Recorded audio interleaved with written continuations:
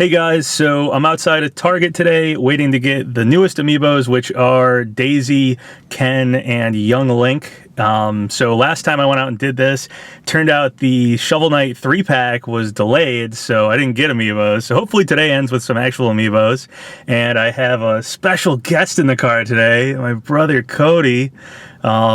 I was about to leave, and he was... The camera was over there. That's right there. And he was just like outside walking this morning, so he just kind of caught me, and I was like... Doing my business. Doing his business, his morning business.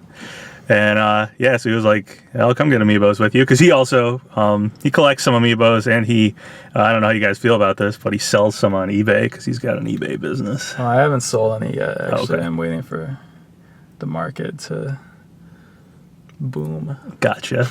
They do always go up in price after a while. Like, they'll come out and then they'll be dropped down, and then as soon as they're like out of stock, they jump. So yeah, we're here waiting for the amiibos. Ready to fight. Ready to get physical. Yeah, ready to get physical if there's a line. But dude, nobody lines up anymore. Like, there's nobody here.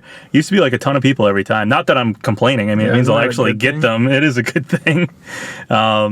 So yeah, I was going to tell, I usually tell stories before we go in, so I was going to tell, what? Are you going to tell Hansel and Gretel? Yeah, I was going to tell, not Hansel and Gretel, I was going to tell Goldilocks, the 3 amiibos, Ken, Young Link, and Daisy. It's a classic. You're telling me that you tell stories in your car to kill time before you go and get amiibos to a camera. And then post it on YouTube. Is anyone watching us right now? Last time there was like 5,000 people that watched it. So no, not on the. No, I'm talking in person. Like no, it's not live. It's in my car. No, outside the car. Well, that guy's looking at us. Is anyone looking at us funny that we're telling stories by ourselves at 7:30 in the morning before we get amiibos? What stories do you tell? Good ones. I told a story about one time I went ghost hunting. I stayed up all night to go get amiibos, and then remember those guys? I know I told you the story. The guys went to the other side of Target and they opened the inside gate and ran in and got them, and we had to go over to Best Buy. I told that story, and then I told last time what the heck was? Oh, I told just the story of when I worked at GameStop. Remember you're eating food or whatever. So and then last time I told the story of when I worked at GameStop, not last Thanksgiving, but the Thanksgiving before that. Remember, I had to work, and it was kept changing the schedule on me, and it was awful. I had to work. Black Friday was my first day. So there's a guy. I don't know if he's getting amiibos or not. Walking to his car though. So anyway, the story I was gonna tell today was gonna be the origins of this channel and my origins of YouTube. So Cody eats breakfast here. I guess I'll tell it. So I guess it all kind of starts back. So the first YouTube thing I ever did was this show with a couple guys that I worked with at the retro game store called Try Attack.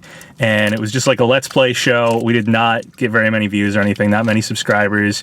But we just kind of did it here and there after work. I wasn't the person who came up with the idea. I wasn't the person running the channel. But I'll post some links to some of the better episodes in the description of this video if you guys are interested. That was the first time I ever put myself on YouTube. They're pretty funny. So I did Try Attack with these 2 other guys at that store that I worked at, retro video game store, and we played, games and stuff. And it was pretty good. It was pretty funny, but we never took off. And I always had this idea that since we worked at a retro game store, what I really wanted to do was basically a video game version of Pawn Stars. I wanted to film in the store. I wanted to film every week, these are the games that came in or something like that, and take a look at them, because we got some pretty hilarious stuff. We used to get I remember we had this one. It was a I don't follow sports, so it was a baseball game, and I don't know if the Red Sox won that year, the Yankees won that year, but basically whoever owned this game had taken out the sleeve, the actual cover of the game, and printed out their own sleeve with the opposite team of who was who won. So if that game had a Red Sox player on the cover, they had taken it out and made their own custom cover with a Yankees player. Team it was? It was either Red Sox or Yankees. I don't remember what year it was. So, but we got that. That was hilarious. So, I just thought. We also got some. They traded that in. They traded it in. Yeah, we didn't notice it at first. We also got one of the other funny things we got was It was like a DS game, and it was like bootleg. It was like a bootleg DS game. It wasn't even a good DS game. It was like a $4 DS game, but it was bootleg. And the instruction manual that they like was clearly just the handmade instruction manual was a printout of some website's review for the DS game, and it wasn't even a good review. They literally were like shitting on the game. They gave it a pretty bad score, and that's what they had as the instruction manual. And they traded that in. Someone traded that in, yeah. And they got what, like 5 cents for that game? I don't know if it slipped past us or what. I mean, we used to get giant stacks of gamer. We used to get stacks of games, so it'd just be like going through them. I know a lot of people steal games and then trade it into that too, but this was like a bootleg. This was like somebody bought it offline and it was like, oh, fake. But like, there's bootleg Pokemon games and stuff, which makes sense. But so anyway, we had that idea, or I had that idea to do like a show where we'd highlight, what we got traded in that day or that week. And we got cool stuff too. We got like, just old rare stuff all the time, stuff inbox and whatever. So I thought that would be such a great channel because so many people have been on both sides of the like GameStop counter basically. Like obviously this was a retro game store, locally owned and stuff. It was a little bit of a chain, but so it wasn't like GameStop, but people have traded stuff in and gotten money for stuff. People have worked at GameStop and been on the other side of that transaction. So I thought that would be a really awesome channel for YouTube, but I didn't own the store, so it wasn't really my call to do that type of YouTube channel. So we just did the Let's Play channel, Tri Attack Show, I think is what it's called on YouTube. But again, I'll put links in the description if you want to go watch them. I'll put some better episodes. So eventually that retro game store closed down, and yeah, I worked at GameStop for a little while. I was talking about that last time, and then I worked at this cell phone repair place and stuff.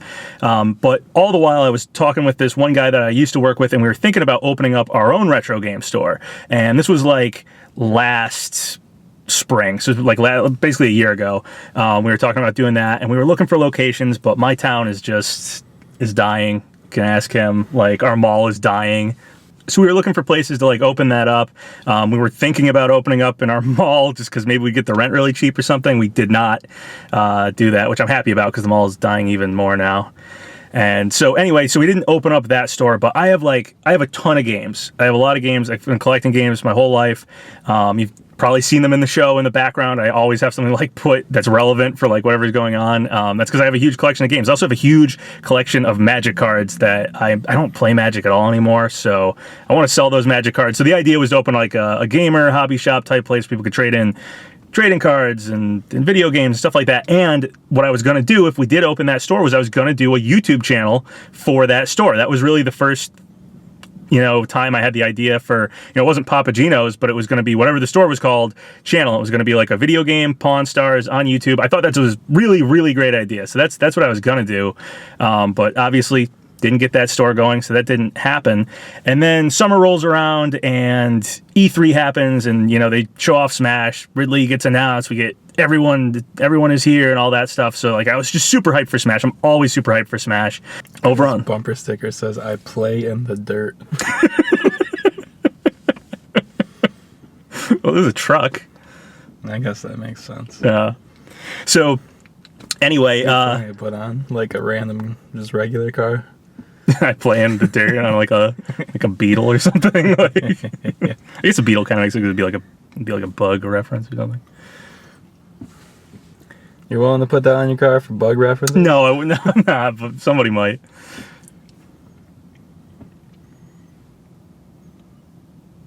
Go on. I'm trying to remember where I was.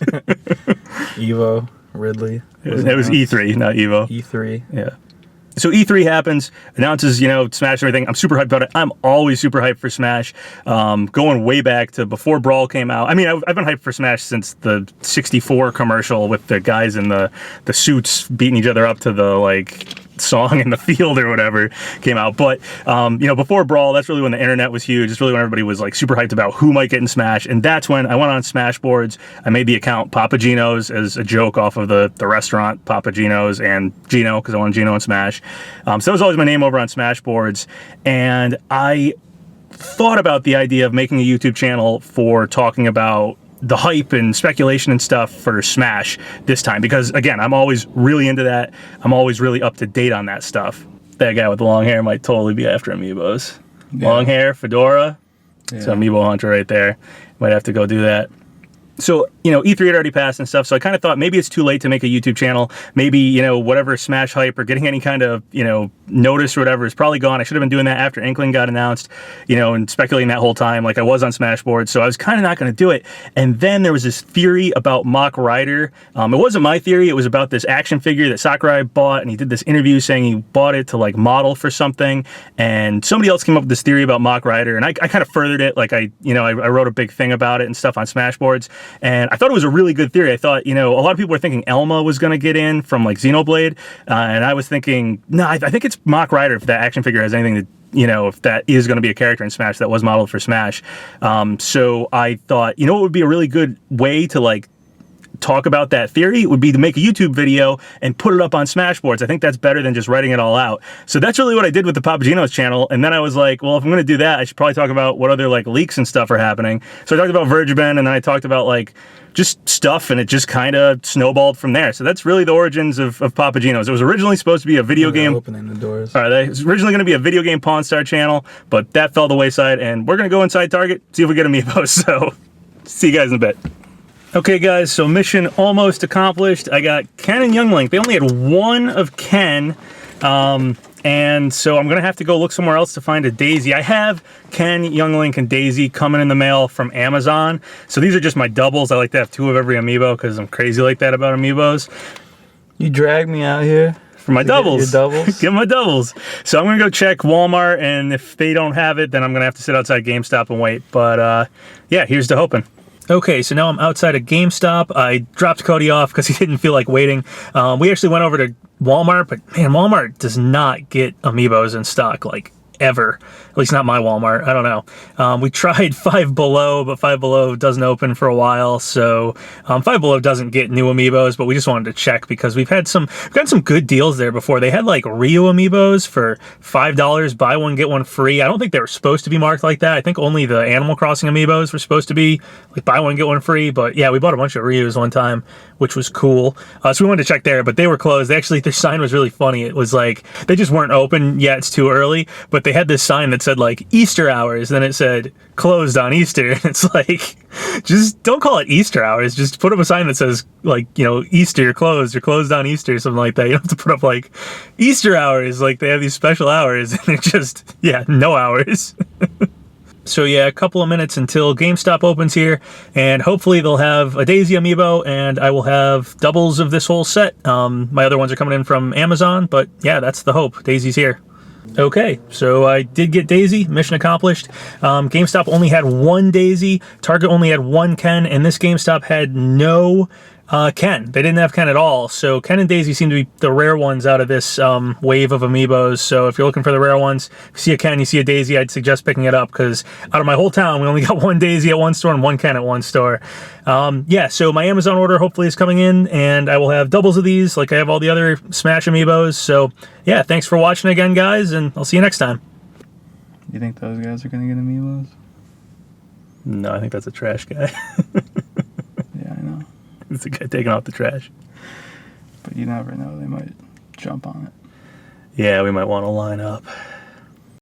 So once again, thank you guys for all the subscribes, all the likes. It really helps out the channel. So if you haven't subscribed yet, go ahead and do so, or like the video, or leave a comment, whatever you want. Until next time, have a good one.